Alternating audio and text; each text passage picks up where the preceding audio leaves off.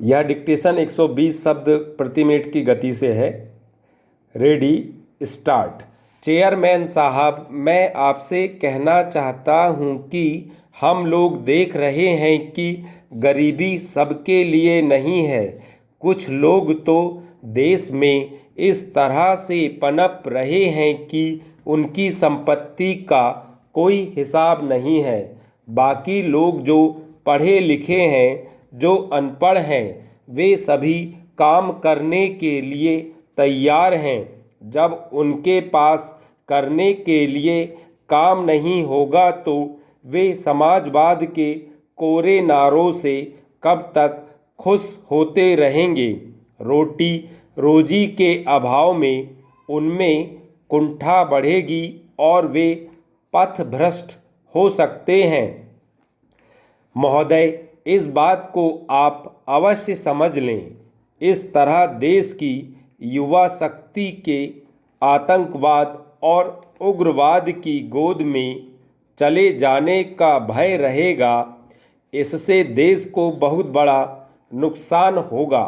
मैं स्पष्ट रूप से कहना चाहता हूं कि आप इस संशोधन के समर्थन के बारे में दलगत दृष्टि से मत देखिए। देश में इस तरह के वातावरण से न तो जनता को और न ही सरकार को लाभ होगा, बल्कि पूरे देश को इससे हानि होगी। इसलिए मैं चाहता हूं कि जो संविधान संशोधन विधेयक सदन में लाया गया है, उसे आप खुले मन में स्वीकार करें। मैं हृदय से इसका समर्थन करता हूं और इसमें यदि आप कोई अन्य सुझाव देना चाहें तो उसका स्वागत है। सरकार के लिए केवल अपने घोषणा पत्र में लिखी हुई बातों को दोहराने से कोई लाभ नहीं होगा। उन बातों पर अमल करने का रास्ता क्या है, इसे भी आप स्पष्ट करें, ताकि इस देश में उत्पन्न समस्याओं का हल निकालने के लिए विरोधी दल सरकार को अपना दृष्टिकोण बता सकें।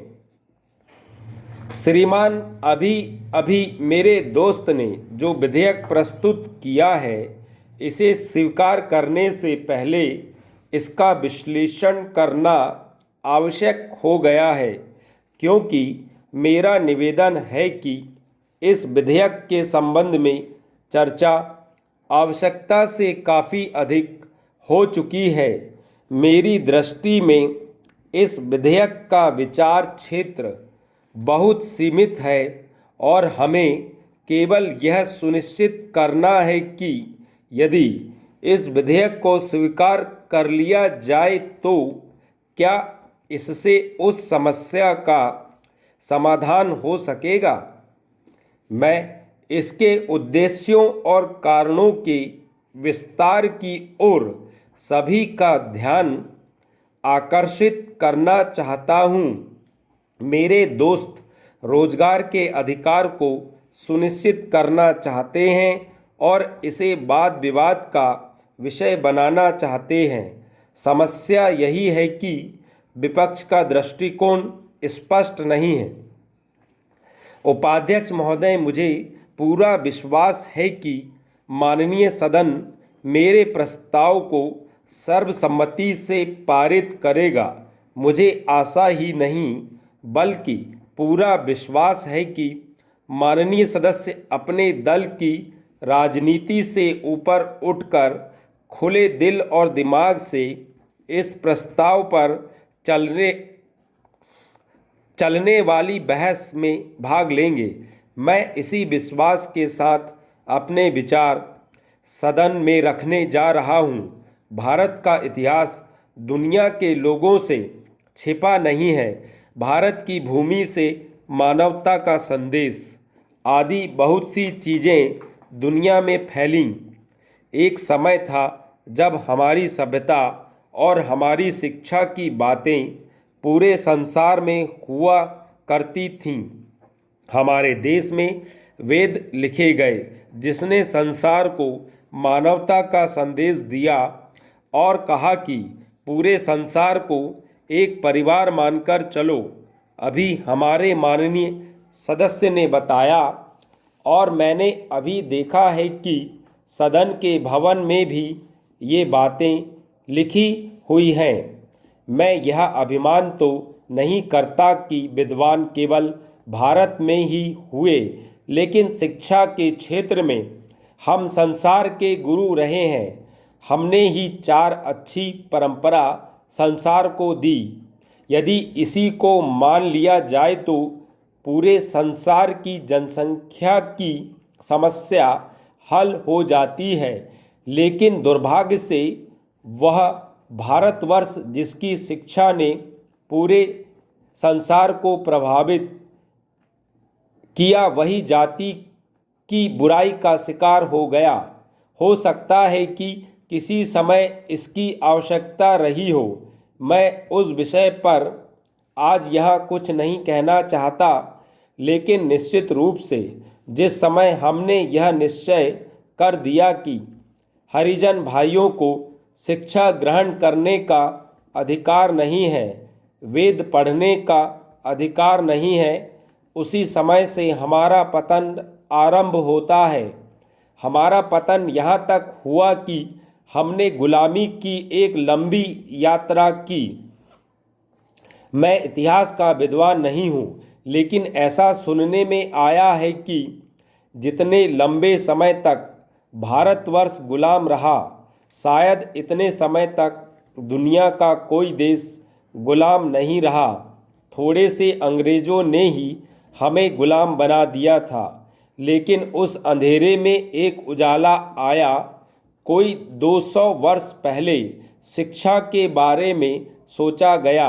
अंग्रेज़ों को इसकी आवश्यकता इसलिए थी कि भारत को लंबे समय तक गुलाम रख सकें। उन्होंने एक ऐसी शिक्षा प्रणाली चलाई जिससे कि उनको सस्ते क्लर्क और सरकारी नौकर मिल सकें। उपाध्यक्ष महोदय, दूसरी बात मैं संचार विभाग के संबंध में कहना चाहता हूँ। अभी मैं देहात गया हुआ था। आपको सुनकर आश्चर्य होगा कि देहात में डाकघर में कहीं पर लिफाफा नहीं है और कहीं पर पोस्ट कार्ड नहीं है। हमने कई मील की दूरी पर 3-3 डाकघरों में पता किया तो मालूम हुआ कि तीनों में कहीं लिफाफा नहीं है तो कहीं पोस्ट कार्ड नहीं है। और आप मांग कर रहे हैं कि हमें इतना पैसा चाहिए, तो इतना पैसा आपको किस आधार पर दिया जाए। दूसरी बात मैं कहना चाहता हूं कि आपने मांग में कहा कि शिक्षा मंत्रालय को एशियाई खेल के नाम पर पैसा दीजिए। उन दिनों इसके संबंध में इसी सदन में माननीय सदस्य ने बतलाया था, फिर भी आप इस संबंध में पैसा मांगते हैं। मैंने आपसे शिक्षा मंत्रालय के संबंध में एक प्रश्न पूछा था कि जो अशिक्षित लोग हैं, जो आपकी शिक्षा प्रणाली है जिसके कारण से बेरोजगार पैदा होते हैं, बेकार पैदा होते हैं, इस संबंध में शिक्षा में क्या परिवर्तन करने जा रहे हैं। मैं कहना चाहता हूं कि जो नौजवान हैं वह जैसे ही शिक्षा समाप्त करके निकले उसे रोजगार मिलना चाहिए। क्या आप ऐसी व्यवस्था करने जा रहे हैं? आपकी शिक्षा पद्धति ऐसी है जो बेकारों की फौज जमा कर रही है। इस हिंदुस्तान में 2/3 लोग अशिक्षित हैं और 60 लाख लोग शिक्षित बेकार हैं। जहां उनकी फौज इस तरह से खड़ी होती जा रही है, उनके लिए आपके पास पैसा नहीं है कि आप उनको किस तरह से शिक्षा में आमूल परिवर्तन करके शिक्षित करें। आपके पास पैसा तो है, परंतु एशियाई खेल के नाम पर है। इसलिए हमारी पार्टी और हम लोगों ने इसका कड़ा विरोध किया है और अभी भी मैं विरोध करता हूं कि आप जितना पैसा मांग रहे हैं इस पैसे को आप लोगों को शिक्षा देने में खर्च करें। शिक्षा ऐसी हो कि उसका भविष्य निश्चित हो सके।